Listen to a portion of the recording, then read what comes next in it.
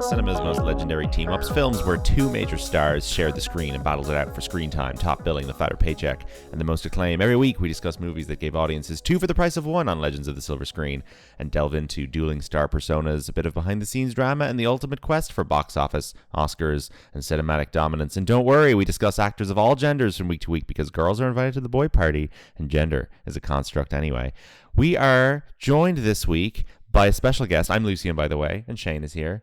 Morning. And we are joined by a special guest for his first ever appearance on Boy Party, if you don't include his contributions to our initial theme song.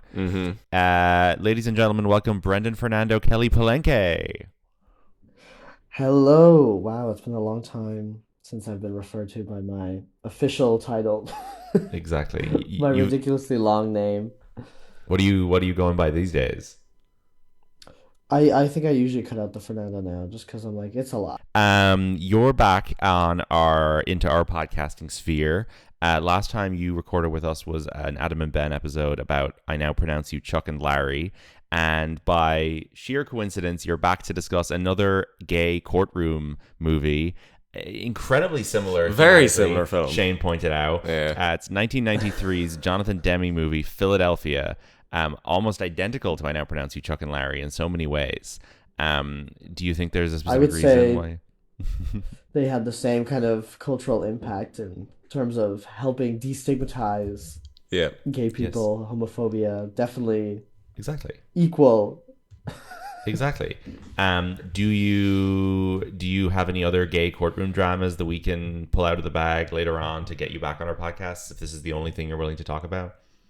Oh my god, there have to be other gay courtroom dramas. I can't really think of any others that are popping to my head now. Yeah. I mean, I haven't seen Anatomy of a Fall, but I don't know. Everyone talks about how hot the lawyer is and that. So. No, that's not a gay film at all. Like that's just Twitter brain. Like that film's about a heterosexual marriage breaking down. There is minimal gay stuff in it. Okay. Unfortunately. Well, there you go then. Yeah. This movie is kind of the ultimate gay courtroom drama. It's so broad and so generic in its premise that you could almost just be like, this is a trial on whether being gay is, allowed in the workplace or not. But obviously it has more specific stuff to do with discrimination around AIDS and whether you can tell someone has AIDS or whether you can tell someone is gay because they have AIDS and all this kind of very 90s, very American nonsense. And like also very much like if this was set in New York, I think everyone would be behaving a little bit more progressively. I think the fact that it's set in like a city that's maybe one step down in the like liberal coastal thinking in the 90s maybe makes a difference. I don't know. Tell us your thoughts on Philadelphia. Oh, do you think they intentionally set it in Philadelphia just because as a city it's a pretty gay sounding name, like the city of brotherly love? Yes, maybe. It's a gay name for a movie. I wonder, is the real guy from Philadelphia? Because this is sort of half based on a true story. Yeah, I read that it's based on this guy. Well, kind of based on this guy, like you said. They were going to make a movie about it, and then they scrapped it, and then they coincidentally made this movie. And then there was like a settlement because there's just too many similarities. Yeah, so the real guy, it sounds like, was Boston. He died in Boston, the real guy. So I don't think Boston is quite as spicy a name for this movie as Philadelphia is. Well, maybe they got Bruce Springsteen on board and he couldn't write a song called Boston, and he was just like, "Oh, I have to call it Philadelphia." What do we think of the song? What do I think? I think both of the songs in this are fantastic. Yeah. I love them both. Wait, is it not the same song at the beginning and at the end? No, the song at the end is Neil Young. It's an entirely different song. The Springsteen song is called... There's almost a mini musical boy party going on in this movie. In addition to, we haven't even mentioned the stars, but there's a mini musical boy party going on in it too, because you've got Springsteen and Neil Young, who are very much a boy party of singer-songwriters. And Springsteen does the opening song, Streets of Philadelphia. Neil Young does the closing song, which is just called Philadelphia. Both songs get nominated for Oscars up against each other, and Springsteen wins. Now, according to my research, Jonathan Demme had asked Neil Young to do a Rocky song to open the movie, and Neil Young handed in Philadelphia, which is an absolute downer. They decided, we'll put this at the end of the movie. He goes back to Springsteen and says, "Can you do me a big Rocky song to open the movie?" And Springsteen is like, "No, that's stupid. I'm going to do this very, like, vibey, moody, synthy track. And Jonathan Demme was like, for fuck's sake, neither of them have done what I asked. But his wife was like, no, I think this is actually correct. This is the vibe you should be going for. So thank God for that. I think they're both great songs. They're so similar. I really did not pick up on the fact they were two different songs. Because I was like, who is this? Because I was like, I thought it was Bruce Springsteen. And then I read somewhere, I was like, Neil Young. And so I was like, oh, okay. I guess, I don't know, I must have just amalgamated both of them in my head. Yeah, I mean, they have this... I like it, yeah. I think the first one is about, like... The first one is perfect for that opening credit sequence, which is, look at this city. Look how much stuff goes on here. Wouldn't it be terrible if something bad happened here? And then the closing song is just like, someone died and we're going to cry. Like, I feel like they're similar but distinct at the same time. So this movie is a boy party because it stars Tom Hanks and Denzel Washington, the only time that these two guys have worked together. And we've obviously talked about Tom Hanks relatively recently on the post episode, but I also feel like that episode was kind of light on Tom Hanks discussion because he's not even in that movie that much. So he is really great in Philadelphia, in my opinion. I think it's like his best performance, probably. A lot of his usual kind of bullshit is left to the side. And then Denzel is just great and like really just like very, very complicated role because he's still pretty homophobic right up until the end of the film. And you don't need to root for him 100% because he's not really the protagonist, but also he acts as a very good co-lead to Hanks. But you've seen this multiple times, Brendan, so I kind of just want you to like go through some of your thoughts on this film and how it depicts these two characters. And Denzel's character's behavior, I suppose, is interesting to me in terms of Denzel's role as a likable movie star. Well, yeah, I mean, I think, obviously, I mean, they talk about this a lot in the, press of this movie. And, like, even if you watch, like, The Celluloid Closet, which was, like, a documentary made about, like, gay films they made in the 90s about, like, Hollywood history and stuff, Tom Hanks says they specifically cast him because they were like, it's Tom Hanks, everyone likes Tom Hanks. If you got, a gay actor, I think there was an interview with Tom Hanks like a few years ago where they're like, nowadays they'd probably get a gay actor to do this, but at the time, like, no one would have really maybe related to it as much in the sense of like, this is obviously a film made for the general public to destigmatize HIV and AIDS. So I guess having such a famous person, such a family face like Tom Hanks works. So I think it's interesting how they use his star power in that way. And then Denzel Washington obviously is like a very, I don't know, I mean, it's like, he's hot, he's cool. I love Denzel Washington. I would argue he's the real protagonist of this film, and I think it's ridiculous that he wasn't even nominated, at least according to like the quick Wikipedia awards list I looked at. He wasn't nominated for anything at all, in any awards.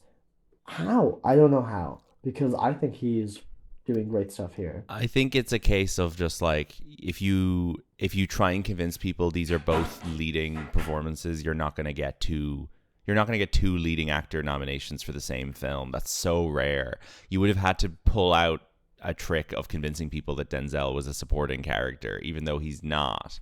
But like Brad Pitt in Once Upon a Time in Hollywood probably has more screen time than Denzel has in this, and they convinced people he was a supporting role. So like, it can be done through trickery and deceit, and that's how you get an Oscar for your sort of like secondary leading man in a case like this. But you're right, he's so good, and it is really unfortunate. Are either of these guys actually risking anything in terms of their stardom and their careers by being in this movie? Because they obviously wanted people to think that they were, to get Oscars and praise. What if people have a homophobic reaction to the film and never want to employ Tom Hanks or Denzel Washington or whatever? But like, Denzel Washington, especially, I would guess, just because he makes more kind of like shitty action movies and stuff now, has remained incredibly popular with a type of American person who would probably never watch Philadelphia, and if they did, would react very poorly to it.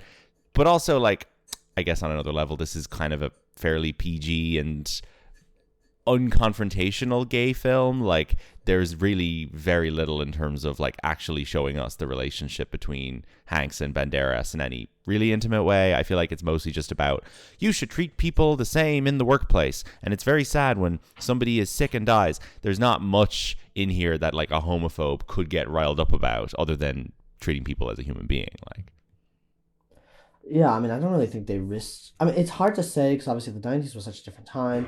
I wasn't alive in the '90s, Mm. so I can't really comment on what exactly would have been the repercussions if hadn't been a popular movie. But Mm. at least from looking at other movies with gay themes and characters at the time, there were certainly other famous actors. Like, The Birdcage must have came out. Mm. I can't remember if a few years after this, probably a few years after this and stuff like Yeah. that.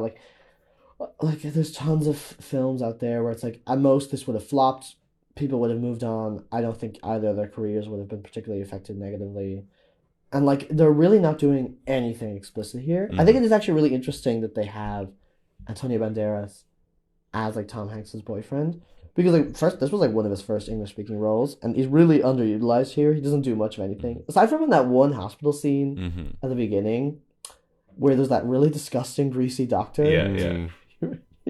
Remember him with the Yeah. like comb over? Yeah. I don't know. They just do a really good job of getting like a close up shot of his face, and you're just like grossed out by it. Yeah. Um, But Antonio but I Banderas do. is so good, and I feel like you feel their relationship is very lived in. Like there's a sense of them as a very real couple who have a history together that is established in like a couple of minutes, which is a lot of it is down to Banderas just having this incredibly like informed vibe when he enters the hospital at the start. You're just like, oh, he knows everything about this guy and his health, and he's going to help him through this, and it's lovely. It's a really nice relationship. I like that.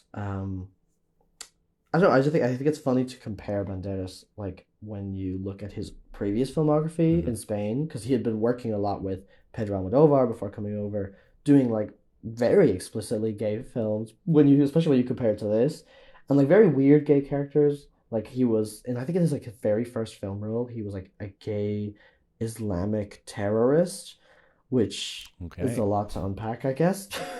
But we're Mm-hmm. not going to really get into that.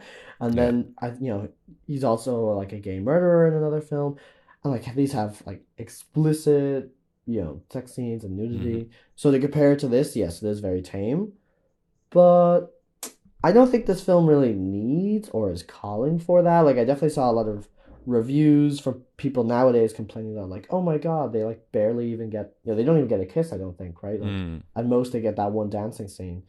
But it's like that's not really what this movie's about. I think it is really more about like HIV/AIDS, destigmatizing that. And I think you can see that. So like I guess the general premise for anyone who's listening, and it's kind of a complicated thing to explain, really. I feel like it's not a straightforward case. Yeah. Basically, Tom Hanks' character is a lawyer, and then he has HIV. He already has it by the beginning of the film. It's not like revealed, which is something I actually really like as well Mm-hmm. about the film. That like this is already Tom Hanks's like daily routine. They're not making it this big like, oh my God, my life is over type of thing. Like we're already in it. We're past that. And Tom Hanks misplaces, gets promoted. One of his bosses notices that he has like a sarcoma scar, which you get like from AIDS and stuff, and then one of his bosses fires him, I guess, after he apparently misplaces a file. Mm-hmm. And he then goes to Denzel Washington and various other lawyers trying to be like, look, I have a case here. They fired me because I have AIDS. My boss saw that I had AIDS, but they are trying to fire me for misplacing this file saying I'm incompetent, basically. Mm-hmm. Am I missing anything? No, I don't think so. Now, like, I'm not entirely sure why does he go to Denzel Washington to represent Yeah, him? I kind of Because like. they meet at the start of the movie and they don't get on very well.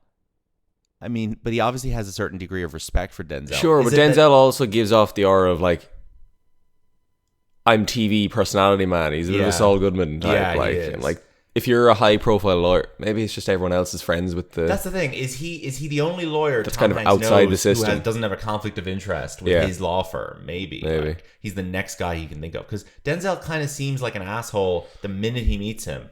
And it's funny that he thinks it's worth investing his energy in a guy to represent him who seems like he probably is going to be prejudiced against him. Yeah. Like, is there an implication there that he's gone to several other law firms first to Maybe. seek help? And that he's desperate. I didn't really get that impression. I don't know. I feel like, especially the beginning scene of them, like both arguing the case against each other, gives a really weird perspective on Tom Hanks. I think an accurate one of like, they're arguing about some kind of building that apparently has all this powder or whatever that seems to be kind of toxic, right? and Denzel arguing it is toxic, Tom Hanks arguing it's not. I think in the end, like Tom Hanks wins. Mm-hmm. So I guess the idea is that like Denzel is a lawyer who probably represents the underdog most of the time, Oh yeah, or sure. Yeah. people who are filing complaints against the city because they slipped into a manhole, even though it was super obvious that it was open and it was marked. He's still Yeah. there trying to defend the little guy. So I guess Yeah. that's like what his character is supposed to be. And also, I mean, Tom Hanks says to him like, "You're the ninth lawyer I've been to." So it's not like it was his first Okay, right. choice. So I think it is kind of just like, okay, you might be the only person who can actually help me here. Yeah. Apparently Daniel Day-Lewis was offered the role, the Tom Hanks role, which is so lazy. That's such like boring casting. This movie would be so fucking boring if Daniel Day-Lewis was in it, and like I probably would have never even bothered watching it. Like it needs somebody with like an unexpected vibe for an AIDS drama. I feel like Daniel Day-Lewis is like the most obvious person you could possibly put in this after his run of like 80s and 90s parts, My Beautiful Laundrette, and all these kind of things. Do you think they were just going to hire him because of My Beautiful Laundrette? When did that come out? That came out in like the early 80s, I guess. I think they would have hired him because I think he is a more easy person to imagine looking very gaunt and frail with AIDS in a film than Tom Hanks. I mean, Daniel Day-Lewis often has like a shaved head and looks very, very pale and weak. I think that's part of his persona. So if you're being lazy and you're trying to think of someone for this part, you're like, oh, Daniel Day-Lewis.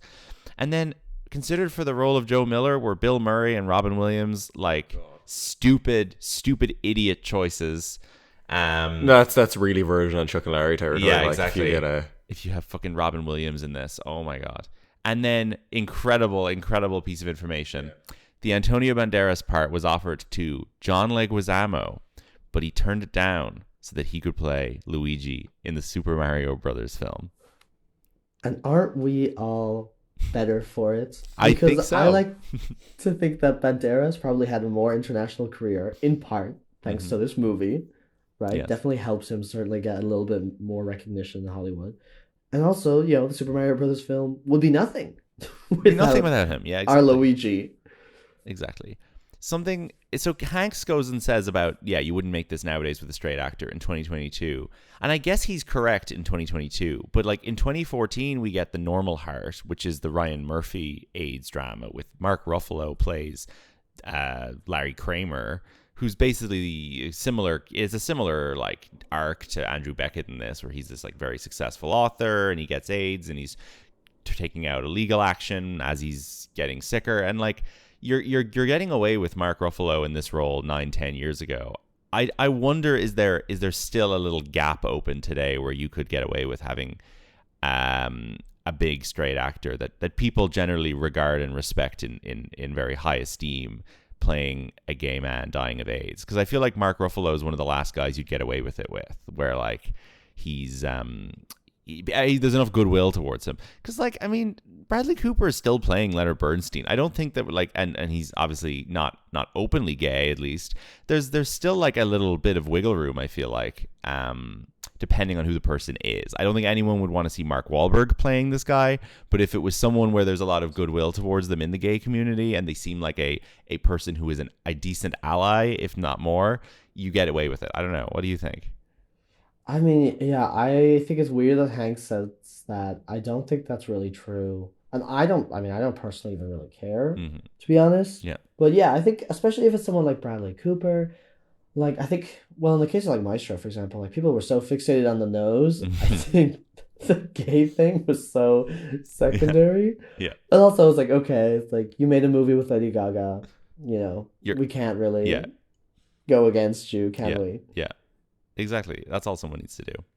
So Denzel Washington and Tom Hanks, kind of the same age, I guess. I don't really have a sense of either of their ages. Tom Hanks born in, let me see. Oh, never mind. 59, probably. 67. He's age 67, and Denzel is age 69. So they're basically the same age, and they do have interesting kind of like parallel careers. Tom Hanks's total box office is $11 billion, and Denzel's is only $4 billion. Really? I would have thought Denzel's would be higher, but I guess he is not really in a lot of like franchises. No. It's like the average movie that's just Denzel doing things is more successful than the average movie that's just Tom Hanks doing things. But Denzel hasn't been in Toy Story, The Da Vinci Code, or, Saving Private Ryan. Yeah. Denzel's biggest movie is American Gangster. Weird. Yeah. Safe House. Weird. Philadelphia, his third highest grossing film. Insane. Philadelphia made almost $250 million. Completely insane. $201 million worldwide gross. That's nuts. It was a bigger hit out internationally than it was. Strange level of movie star to be. For Denzel. Yeah. I think it's a great level of movie star to be. No, it's great, but it's like... Every Denzel hit movie is sold on it being a Denzel movie rather than Denzel plus the Da Vinci Code IP or whatever. I feel like he's... But like, is that a surefire thing when you went to a studio exec and like, I want to make this film, I have Denzel? And I think so. They just greenlight that immediately. I think so. I mean, look at this. This is insane. Like, all his movies make over $100 million. Like, his only flops have been, like, in the last 15 years have been the fucking Tragedy of Macbeth and Roman J. Israel Esquire.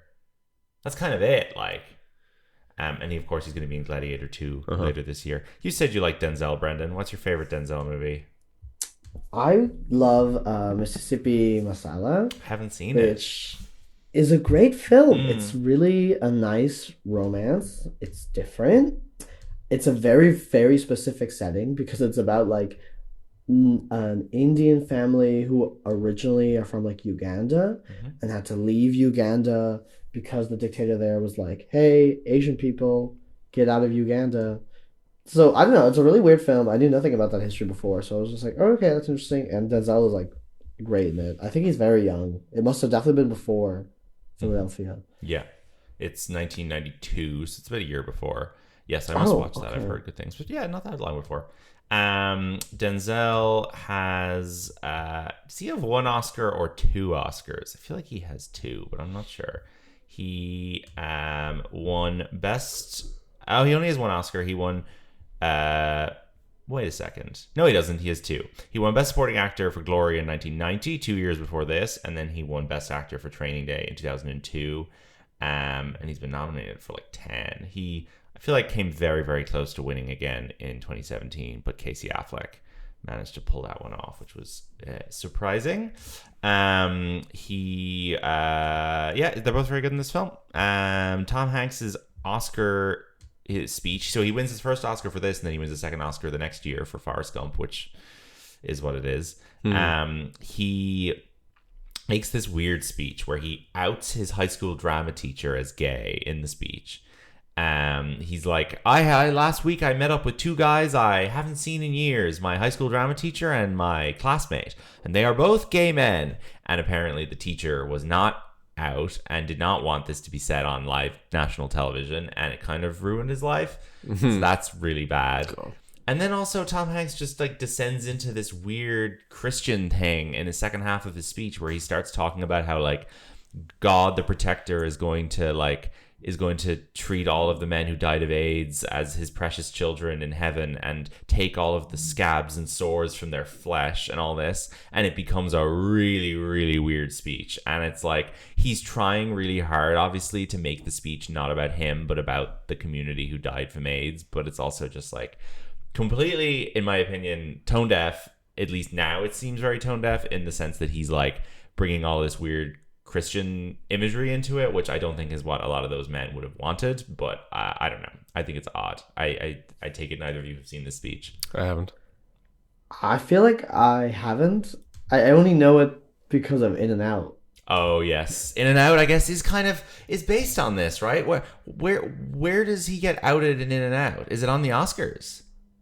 Or something equivalent to that, right? Like the Matt Dillon character says something to the same effect of Tom Hanks, right? Like he outs this guy as being gay, although obviously in the movie he's like, I'm not gay, I'm gonna marry Joan Cusack, the gayest thing you could possibly do. I completely blanked on In and Out having that premise because I really like that film, as you know.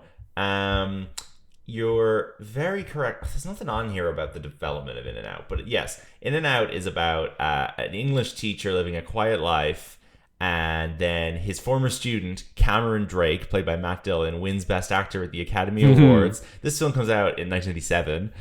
Wins Best Actor at the Academy Awards, and he says he wants to dedicate his award to his teacher who is gay. This feels like maybe I'm conflating the two events myself into one thing, but if I'm right and the Philadelphia speech was outing the guy, then it's hilarious that they managed to turn that into a charming romantic comedy 4 years later.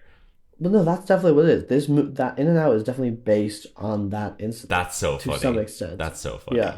They should have got Tom Hanks to play the ages wouldn't line up, but they should have got Tom Hanks to play the Matt Dillon character. It would make absolutely zero sense. But anyway, the poster for this movie is very nice. It's very 90s. You got Tom Hanks and Denzel, and there's a lot of blue and white, and then there's a hammer, the Hammer of Justice, which has what's it? A gavel. A gavel, yeah. The gavel, and the gavel has the Philadelphia skyline reflected in it. I don't think I've ever closely looked at this poster and noticed like the gavel. I could see the fucking Philadelphia buildings from away. I was like, I see those. Philadelphia looks amazing in this film, by the way. Like, makes me want to go see it. It looks like all the buildings in the Spider-Man, Sam Raimi Spider-Man movies that Spider-Man like jumps off, like the fucking every building in Manhattan that just looks like it was built 300 years ago. That's what Philadelphia looks like in every shot in this film. It just looks like a really cool old city with lots of bells and gargoyles and old architecture, and like I'd love to go. And the tagline is, "No one would take on his case ... until one man was willing to take on the system." I would argue that the system doesn't really get taken on in this film. No, just a couple of guys. I think this film as a whole is really interesting, just because like you do have so many people nowadays looking back at it and saying, oh, well, it's really not that radical. You know, there's no kiss and all this other stuff, blah, blah, blah. But I think for the context of the movie, it makes a lot of sense. Like, Tom Hanks is this... First of all, he's an attorney who works at a big law firm who has no problem working there until they fire him, right? He has no, like, ethical problems about it. He says himself in the film he's not a political person when the case is kind of made out to be this bigger thing. And it's like, yeah, he wouldn't be. He is, like, an upper middle class gay man who is not like in the closet necessarily, but is certainly not going to be like open about it at work. You know, even at the like close to the beginning of the film, when they go to visit his family the first time, when he's like saying like, okay, I'm going to go do this case, and Antonio Banderas is like filming it, and he's like, wow, it must have been really rough, like growing up around all this poverty. Right? So it's like the film is aware of the fact that like his class background plays a large part in the film. So it's like, yeah, well, he's not radical. He wouldn't be an activist. And like we said before, like Denzel's character is homophobic. And I like kind of he kind of stays homophobic. He never hugs Tom Hanks by the end of the film because he's still kind of scared of AIDS, but you can tell he's improved. But it's like, I don't think it's realistic. I think if this film was made today, there would be so many more calls for people to be like, no, how can we have this person like Denzel saying slurs? Like, that is a complaint you'll see on Letterboxd, unfortunately, in some of the reviews. And it's like, what do you mean? It's the 90s and he's homophobic. Yeah. Of course he's going to say slurs. Yeah. I think the scene in the pharmacy is really good when the guy is the younger black man starts talking to him and he thinks that he's just like a young lawyer who admires him, and then he's like, hey, you want to come back to my house or something? And Denzel just fucking freaks and like grabs him by the collar, and it's like very over the top, but I think it's accurate probably to what that type of guy who's been so immersed in the life of this gay man that he's working with for the last few weeks, but when it actually comes to any kind of propositioning, he just completely flips out. Like, I think that what I like about the film, though, is I do think it has certain elements of it that personally I think are kind of progressive, in the sense of, you know, like Tom Hanks's character in the film is supposed to have contracted HIV from like an anonymous sexual encounter in some kind of gay porno theater or whatever, while he was still in a relationship with Antonio Banderas. They never make it clear as to like if that was infidelity or not. It doesn't really seem like they care. or the film cares about it. It doesn't seem like they're casting judgment, and it really emphasizes like this is like a really shitty thing that the other lawyer who's going against him is doing, right? Like to weaponize this against him. And I think for me the most emotive scene in the film is when they get the woman who has AIDS on the stand, right? Who also used to work for the same company. And she herself kind of makes that distinction of like, I don't see myself as being different than Tom Hanks just because she contracted HIV from like a blood transfusion. This is, the same disease. It's no one's fault. I think that is a better message for 1990s America. Like, just to be like, doesn't matter how you get it. It's the disease. No one's at fault. Yeah. So it's good. Yeah. Good movie. It is good. Yeah, no, I think it's really interesting that Tom Hanks' character is kind of this lawyer type because it prevents the film from descending into like snotty nose territory where he's so familiar with the beats of these trials that he just sits through the entire thing and doesn't really react to all the kind of like vicious personal attacks he's taken, and it kind of deflects it and focuses more on the actual kind of process of the thing and the legal arguments more than turning it into a melodrama. You're so right about the snotty nose thing. Like any other, and like we haven't mentioned, like Jonathan Demme made this. He's obviously the director of The Silence of the Lambs, and he's a great director in my opinion. And he died a few years ago.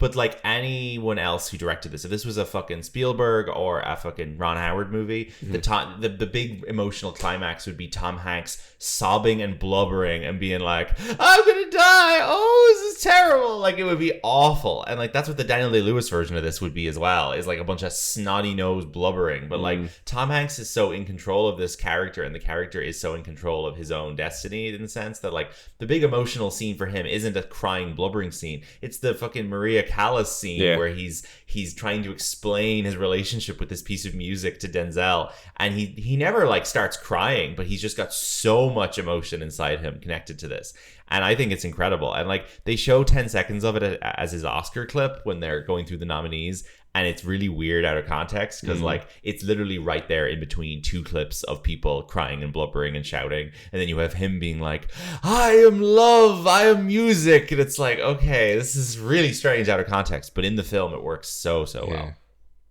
And it's also the gayest thing about his character. Yes. It's like, yes, this upper class lawyer would be obsessed with Maria Callas. Exactly. Like, of course, that's his like gay fixation. Exactly. That Maria Callas is like the Philadelphia upper class lawyer equivalent of him going on a big like Lady Gaga speech. It's great. Yeah. I find the ending to be one of the saddest things I've ever seen in my entire life. Yeah. I know you were saying to me before recording, Brendan, that you don't cry at this film, but Jesus Christ, was I crying yesterday. So Tom Hanks dies, and that is what it is. It's been inevitable the whole film. And he's mentioned earlier in the film that he wants to start planning his memorial service. And then we get to see his memorial service, and it is this like incredibly positive, joyous thing where his sister's there with their baby, and like everyone's standing around like laughing and chatting, and there's a TV in the corner just playing looping footage of him as a child, and the Neil Young song plays, and it is like one of the most moving things I can recall and seeing. Like, there's some weird sense that we're lured into throughout the film that because the court case is the front and center, there's a sense that there's victory to be attained. There is, and there's some sense that if they win, Tom Hanks won't die. Yeah, exactly. Yeah. And then the court case verdict comes in, and he gets awarded $4 million or whatever, and then it's just like you feel absolutely nothing. Like, there's no relief to it. There's no victory at all. Yeah, no, there's a moment where you realize that him winning the case has meant absolutely nothing. Yeah. Like he's gonna die anyway. There's a real hollow feeling to it, like when what you'd imagine was going to be kind of the climax of the film kicks in, and then it's just not there. There's a whole sense of dread throughout the film, I find, of like your work as a lawyer and all these things, like they're not gonna matter anymore when you are suddenly dying, like, and they do matter, and like obviously it's better to be an ethical lawyer than an unethical lawyer or whatever while you're in this space, but like I don't know, as someone who constantly has this constant dread of, oh, what if I'm dying, this film really brings up this feeling of like, what if all my work and all my relationships just mean nothing because I'm actually dying this whole time? I don't know, this film really like leans into that in a way that I find terrifying, but I don't find it an upsetting watch. But what do you guys think of maybe I'm reading too much into it, but like one of the final scenes where like Tom Hanks is in the hospital and he's talking to Antonio Banderas, his family is gone, and Tom Hanks says to him like, "Oh, like Miguel, it's time." I feel like that could be kind of like, okay, kill me, like euthanasia, kind of, or am I reading way too much I into don't it? know. I think that's just a little bit of like a Hollywood cliche of like, Yeah. I'm ready to die. Like, that's not how people talk in real life, obviously, but Yeah. I don't know. So something else we haven't mentioned that is the screenwriter of this film is a prominent gay screenwriter called Ron Nicewainer, and he I'm is. sure he has a nice wiener. I wasn't gonna say it. At least he's still alive. He wrote a film called Smithereens, which doesn't have a Wikipedia page, and then he wrote Jonathan Demme's Swing Shift, and he made a film called The Prince of Pennsylvania with Keanu Reeves. Is that gay? I don't know. Maybe. And he wrote this, and then he wrote The Painted Veil, and then he wrote My Policeman and Freeheld. Freeheld is this like Julianne Moore, Steve Carell gay rights and Elliot Page gay rights movie that's meant to be terrible that I've never seen from 2015. And then My Policeman is this shite Harry Styles gay police movie, which I watched 25 minutes of and then fell asleep and never finished.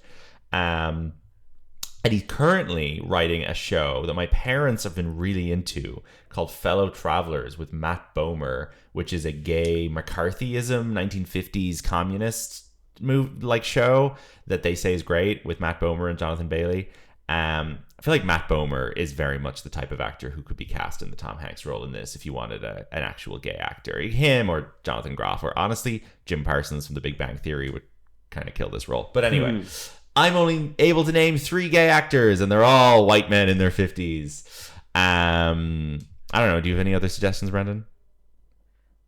I think I agree with you in that probably be, Jim Parsons type or Matt Bomber type, I think would be the best.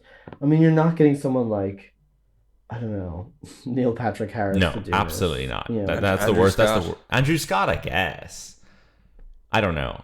I don't. feel like there is this upper class Yes. like level of the character that you need Yeah, that yeah. I don't feel like Andrew Scott No, he has. doesn't. He's too rough around the He's edges. too Irish. Like, yeah. I'm also becoming of the opinion that Andrew Scott has like absolutely no range as an actor whatsoever and can only play Andrew Scott. Like, I don't think I want to see him doing a role like this. Like that, All of Us Strangers like barely hangs on a thread by him just playing himself, and you having to buy into, oh, Andrew Scott must have had a sad childhood. I don't know. The other person in this I want to mention is Jason Robards, who plays the evil nasty boss. And Jason Robards is an amazing actor. I love him so much. He's great in movies like he's in Magnolia, but he's in Mr. Sycamore, a film I love where he turns into a tree. And Jason Robards in this film, given real, as Shane pointed out, real Rudy Giuliani vibes. He's got this horrible, sweaty, wrinkly thing and the camera like goes right up in his face, and you're like, this is like watching Rudy Giuliani. He's got like insane big white teeth. Yeah, like, big teeth, big chompers. Like, oh, it's horrifying. It was like a puppet. Yeah. I also, we have to briefly mention Maria Steenburgen. Yes. She's great. Mary I love to Steenburgen. see her. Did you say Sorry, Gloria? Mary, is it? No, I said Maria. Oh yeah. I'm thinking Maria Callas now.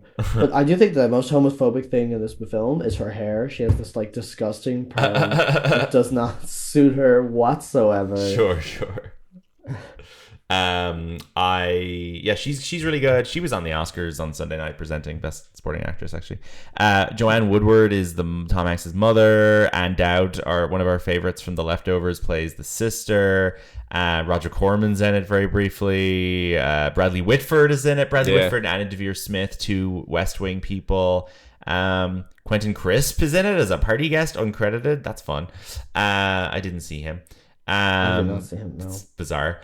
So yeah, fun time, good movie. And will we move on and play our games? All right.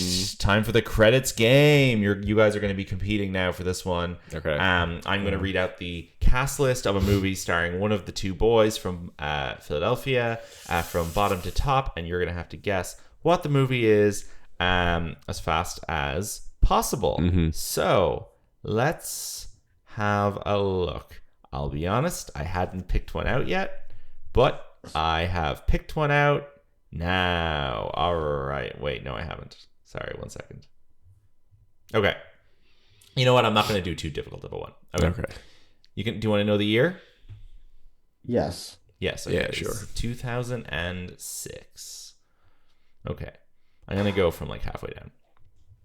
Rodney Bear Jackson, Rafael Osorio, Waris Aluwalia, Victor Colicchio, Bernie Rochelle, Kim Director, Charles Andres Gomez, Chiwetel Ejiofor, Willem Okay, so Dafoe. this is a Denzel Washington film. Correct. Presumably. Correct. Okay, 2006. Chiwetel Ejiofor, Willem Dafoe, Christopher Plummer. Okay, we'll pause there for a second. Yeah. There's only 3 names left. I don't feel like I'm that familiar with Denzel's filmography. Okay. Is this a sports John movie? Q. No. What did you say, Brendan? John Q. What? What are you saying? John Q. Jung Q. John Q. John Q. Yeah. I don't know what John Q is. The film where Denzel Washington is in the hospital and he's like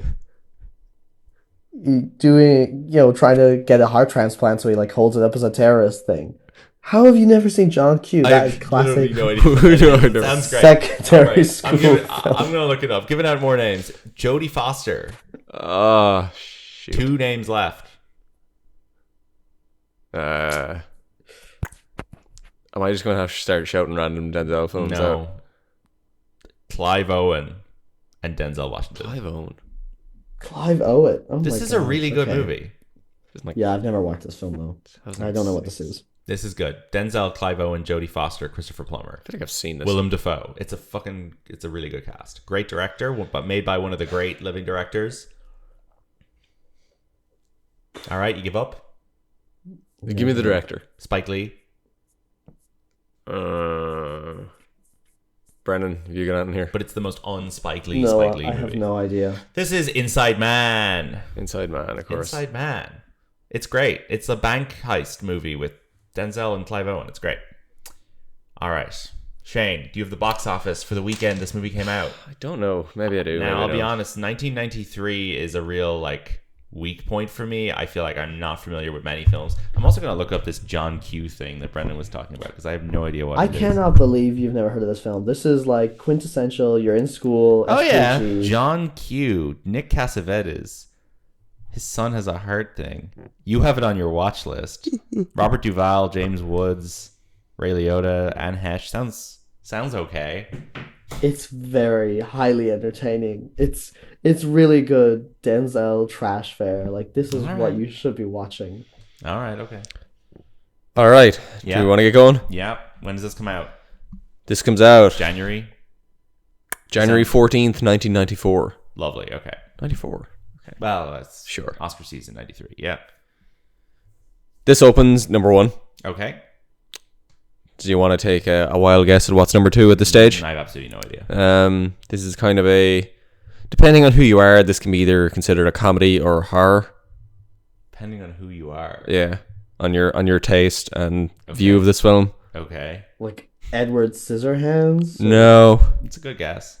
it involves Is there a political reason why you would feel like it's a horror? No, I think it's more like the appearance of something.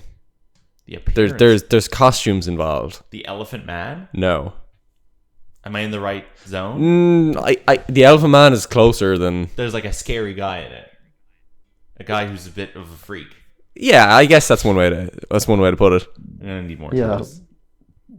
Okay, Have I seen it? Yes, I've seen very it. much so. Very much so. Have I seen Yeah, it? surely I have. This is one of these films I haven't seen, but like, And it's not Edward Scissorhands. Lucian, you give it 3 stars. I give it 3. Is it? Oh, okay. This must be what the Nightmare Before Christmas.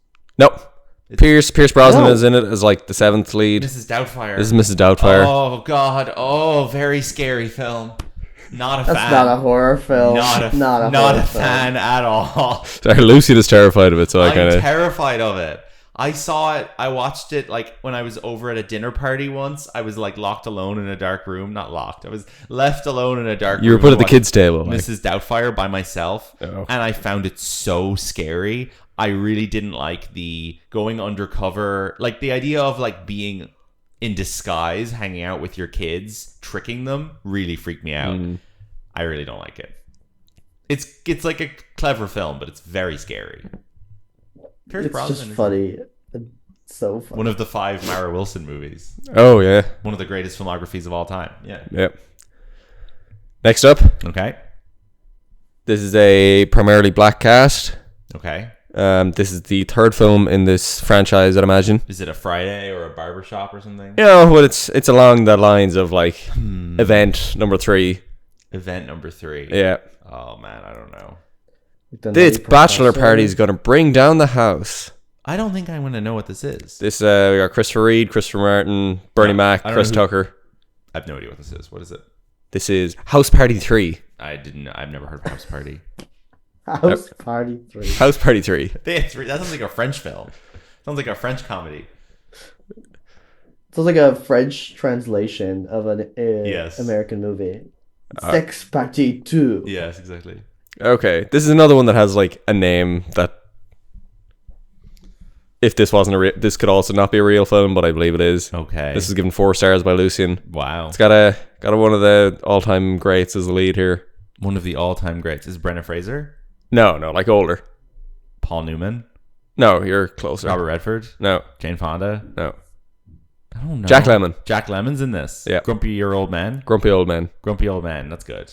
Jack Lemmon, Walter Matthau. Yeah. They're grumpy old men. They are grumpy old men. They're really grumpy. They're like so grumpy. They spend the whole film like shouting at kids for throwing snowballs at them. It's great. Wait, that's the name of the film, Grumpy Old Men. Grumpy old men, yeah. And then there's a sequel called Grumpier Old Men. You have to do it. You have to do it. And then the third one should have been called Grumpiest Old Men. Okay, next up, we got okay, the first line of this description is quite fun. It says, 2 Supreme Court justices have been assassinated. Ooh. I don't know. Is John Cusack in it? It's not City Hall or Runaway Jury or something. No, there's someone funny for the context of this episode is in this. I don't know. Denzel is in this. Denzel is in this? Yeah. And it came out the same month as Philadelphia. Wow. I don't know. I don't know what it is. Brendan, any ideas? I have no idea, no. Julia Roberts, Denzel Washington, potential boy party. This is the Pelican Brief. Pelican Brief. Yeah. Sorry. Oh, I've seen a bit of this on TV. There's an episode of 30 Rock where the whole joke is that the Pelican Brief has just been on TV so much that everyone has seen the Pelican Brief, and everyone keeps making Pelican Brief jokes in conversation. And they're like, why are you talking about the Pelican Brief? There was a copy of the book of the Pelican Brief inside the front door of my house in Glasnevin the entire 3 years I lived there. Fun fact. Stanley Tucci, John Lithgow. I'm watching that tonight. That sounds fantastic. Yeah, Cynthia Nixon. The Pelican Brief. What a great name. Okay, we'll do 2 more. 2 more, like, okay. I'm running short on like jokes I can make on these Zoom shows. call has 9 minutes left, so let's go. Yeah. This is called... I'm not going to give you the name. That's a cheating. Why is my... Okay. This is a Charles Hyde film. Charles Hyde. This is his first week in it. Okay, there's got like a fun collection of... Well, maybe not fun, but like... Both Brian Cox and Kevin Spacey are in this. Okay, this is when Kevin Spacey wasn't famous. So okay. I'm not going to know. And Aston McKenzie is the lead. What is it? This is Iron Will, and it's just like a man and a dog. Fake. Don't know what it looks like an Arctic sledding movie. So boring. It's like Snow Dogs. I hate Arctic dog movies. They're so boring. Yeah. You just know nothing's going to happen. It's like you stick a dog up in the ice. It's like, what could happen? Yeah, it just runs. You going to fall over? There'll be an avalanche. Go on, fall over. Like, I don't care. I've seen Snow Dogs so many times. It's so boring. Really like boring settings. Yeah, it's such an isolated place to set a film. That, like, we had exciting could occur. We had a DVD copy of Cuba Gooding Jr.'s Snow Dogs in my grandmother's house, and I have seen that film so many times. I've never seen it. And then there's 8 Below with Paul Walker as well. They just kept doing it, like freaks. All right, we'll do one more. Yeah, I don't know if this is a real film. I'm in the process of looking it up. Right. So This is a George P. Cosmatos film. No, fake director. Okay. Wyatt Earp film. No. Tombstone. This is Tombstone. Tombstone. Oh. Kurt Russell, Val Kilmer, Sam Elliott, Bill Paxton. That's quite. People love that film. Yeah. Freaks who like schlocky westerns. All right. So what else is there? There's The Air up there. Shadowlands, Schindler's List. 93 is not a good. Beethoven's bad year. second. So I guess Sister Act 2, the piano. List wins Best Picture this year, and Philadelphia doesn't even get nominated for Best Picture. That's crazy to me. Really? Yeah. Oh wow. That's okay. ridiculous. Like do you have the 93 Oscars there? Homophobia or why? I don't know what it got. No, but it got like 5 other nominations. I think if it was homophobia, I think that Tom Hanks wouldn't have won. Like Best Picture that year, Schindler's List, The Fugitive, which is a fucking action movie. In the Name of the Father. Okay. Yup, Jim Sheridan. I got a Best Picture nomination. Good. Yeah, The Piano and The Remains of the Day. Like, I have no problem with any of those necessarily. If there was 10 nominations, you think Philadelphia would have got it was definitely running number 6. Like, but I think it's weird that The Fugitive gets in, which is for as far as I'm aware, is like an action thriller. It literally is described as an action. That's thriller. such a funny poster. Like, it's a great poster. It's just Harrison Ford like fucking running like a fucking anime character. Like an anime character. I think that The Fugitive getting a Best Picture nomination is the equivalent of like, you know, I'm trying to think of John Wick getting a Best Picture nomination. It's very strange. Anyway, that's weird though that The Name of the Father was nominated because that's the same year as well as The Age of Innocence, I think, right? So there's no way Daniel Day-Lewis could have filmed Philadelphia even if he wanted to. Yeah. Surely he was just too busy. No, he was nominated against Tom Hanks for Best Actor. So Tom Hanks beat him in The Name of the Father, Lawrence Fishburne as Ike Turner in What's Love Got to Do with It, Anthony Hopkins in The Remains of the Day, and Liam Neeson in Schindler's List. Strong category. Strong category, yeah. Yeah. It's a good year at the Oscars, actually. A lot of people are like... DiCaprio gets his first Oscar nomination that year, Best Supporting Actor for What's Eating Gilbert Grape. Good year. Good fun year. Lots of really fun names in there. Malkovich, Anna Paquin, Holly Hunter. Holly Hunter nominated for Angela lead Bassett. and supporting. Angela Bassett, Emma Thompson. Emma Thompson nominated twice, lead and supporting. Wow. God. What was the response to Philadelphia when it came out? Was this kind of like a evangelicals on the street shouting kind of thing? In 1987. I cannot answer that question. No, you've no sense. At least do the research. Yeah, critically, it seemed like it got a lot of money. So yeah, exactly. It made $200 million. People obviously liked it. Yeah. People were probably tricked to go to see it because the poster just makes it look like a courtroom movie. There's no suggestion there are gay people in it. None whatsoever. But I'm sure all the interviews when it came out were like, Tom Hanks, you're playing a gay man in this. Mm. Was that traumatizing for you? I don't know. I don't know what people were like in the 90s. Thank you for tuning in, everybody. Thank you, Brendan, for joining us. We're going to have you back very soon to discuss Notes on a Scandal. One of the great girl parties. Very excited for that film. I am too. And thank you so much for coming on and sharing your wisdom with us on Philadelphia. And thank you everyone for tuning in. You can follow the show, Boy Party Pod, on Twitter and Instagram, boypartypod.com. And we'll be back next week with another Boy Party. Thank you for tuning in. Bye-bye. Bye-bye.